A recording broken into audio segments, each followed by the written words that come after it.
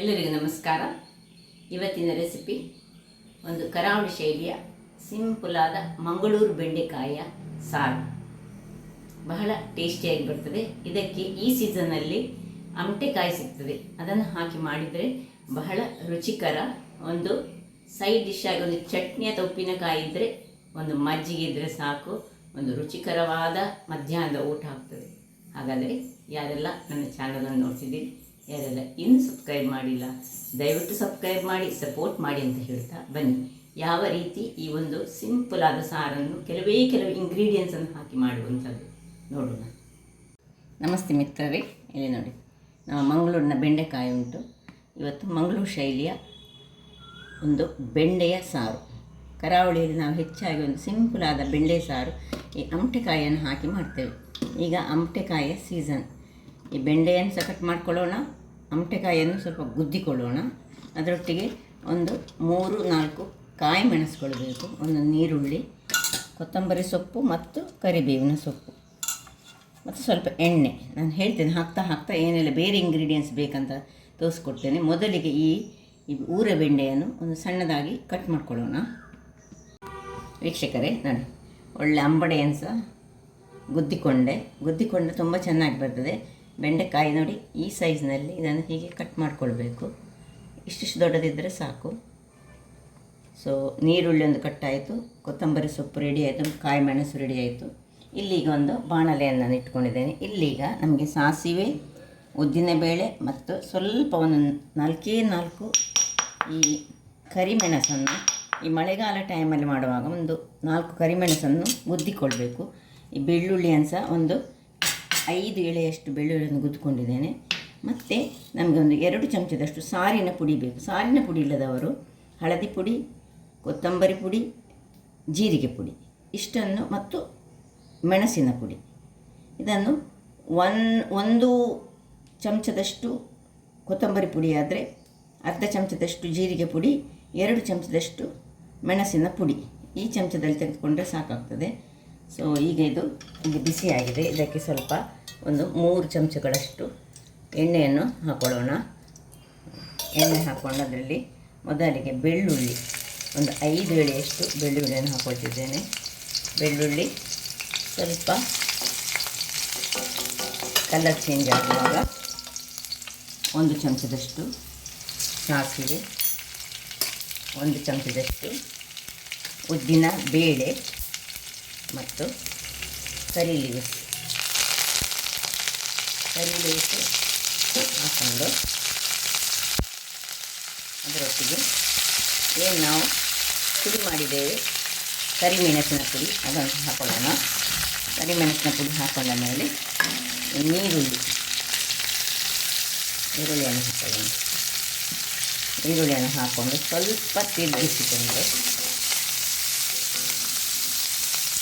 ಇನ್ನು ಈ ಅಮಟೆಕಾಯಿ ನಿಮಗೆ ಸಿಕ್ಕದಿದ್ದರೆ ಇಲ್ಲಿ ಹುಳಿಯ ನೀರನ್ನು ನೀವು ಯೂಸ್ ಮಾಡ್ಕೊಳ್ಬೋದು. ಅಮಟೆಕಾಯಿ ಬೇಕಂತ ಏನಿಲ್ಲ, ಇದು ಸೀಸನಲ್ಲಿ ಮಾತ್ರ ಸಿಕ್ಕುವಂಥದ್ದು.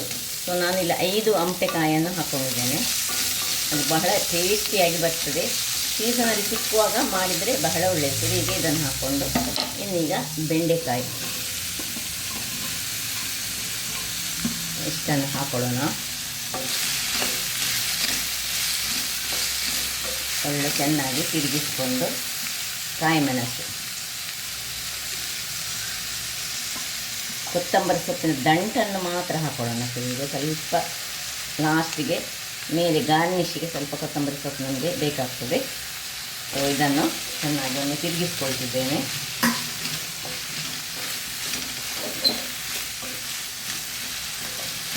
ಇನ್ನು ಇದರಲ್ಲಿ ಸ್ವಲ್ಪ ಅದರ ಎಣ್ಣೆಯಲ್ಲಿಯೇ ಸ್ವಲ್ಪ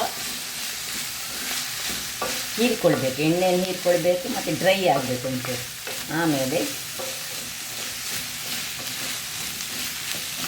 ಏನು ನಾವು ಮಸಾಲೆ ಪೌಡರ್, ಇದು ಸಾರಿನ ಪುಡಿ, ಇಲ್ಲದ್ರೆ ನಾನು ಏನು ಮಾಡಬೇಕಂತ ಹೇಳಿದ್ದೇನೆ ಅದನ್ನು ಹಾಕ್ಕೊಂಡು ಒಳ್ಳೆ ಒಮ್ಮೆ ಮಿಕ್ಸ್ ಕೊಡೋಣ.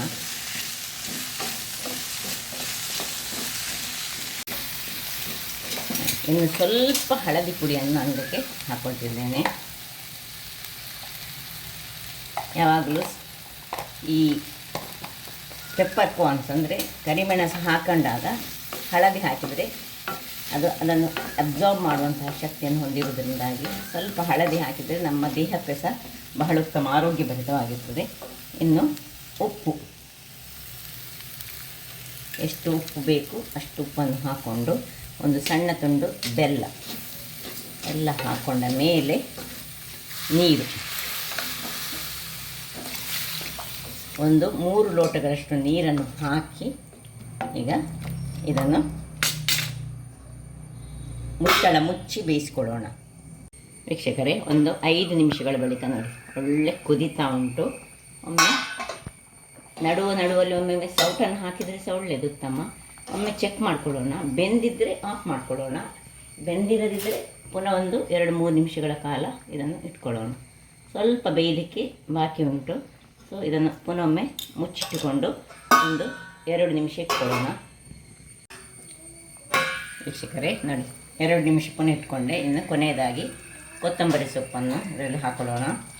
ಇಲ್ಲಿ ಉಪ್ಪು ಚೆಕ್ ಮಾಡ್ಕೊಳ್ಳಿ, ಖಾರ ಕಡಿಮೆ ಇದ್ದರೆ ಸ್ವಲ್ಪ ಖಾರದ ಈ ಸಾರಿನ ಪುಡಿ ಬೇಕಿದ್ರೆ ಹಾಕ್ಕೊಳ್ಳಿ. ನಿಮಗೆ ಖಾರ ಬೇಕಿದೆ, ನಮಗೆ ಇಷ್ಟೇ ಖಾರ ಸಾಕು, 2 ಚಮಚ ಸಾಕು. ಕೆಲವರು ಇದನ್ನು ಆ ಸಾರಿನ ಪುಡಿ ಹಾಕದೇ ಸಹ ಮಾಡ್ತೇವೆ. ನಾವು ಒಮ್ಮೊಮ್ಮೆ ಖಾಲಿ ಈ ನೀರು ಸಾರನ್ನ ಹಾಗೆ ಮಾಡ್ತೇವೆ ನೋಡಿ. ಆಯಿತು, ಇಷ್ಟು ಬೆಂದಾಯ್ತು ನೋಡಿ, ಒಳ್ಳೆ ಬೆಂದಿದೆ. ಅಮಟೆಕಾಯಿ ಸಹ ಒಳ್ಳೆ ಬೆಂದಿದೆ.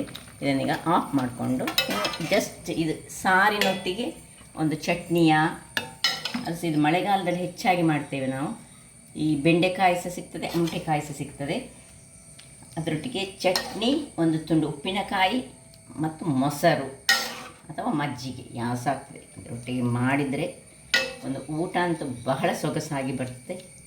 ತುಂಬ ಮಂದಿಗೆ ಈ ನೀರು ಸಾರು ತುಂಬ ಇಷ್ಟಪಡ್ತಾರೆ. ತುಂಬ ನಾವು ಕರಾವಳಿಗರಂತೂ ಬಹಳ ಇಷ್ಟಪಡುವಂತಹ ಒಂದು ಸಾರಿದು. ಹಾಗಾದರೆ ನೋಡಿದ್ರಲ್ಲ ವೀಕ್ಷಕರೇ, ನನ್ನ ಈ ಕುಕಿಂಗ್ ಚಾನಲ್ ನಿಮಗೆ ಇಷ್ಟ ಆದರೆ ಬೋಳೂರು ಸುವರ್ಣ ಚಾನಲನ್ನು ಲೈಕ್ ಮಾಡಿ, ಶೇರ್ ಮಾಡಿ ಹಾಗೂ ಸಬ್ಸ್ಕ್ರೈಬ್ ಮಾಡಿ ಹಾಗೂ ನನ್ನ ಇನ್ಸ್ಟಾಗ್ರಾಮ್ ಪೇಜನ್ನು ಫಾಲೋ ಮಾಡಿ. ಧನ್ಯವಾದಗಳು.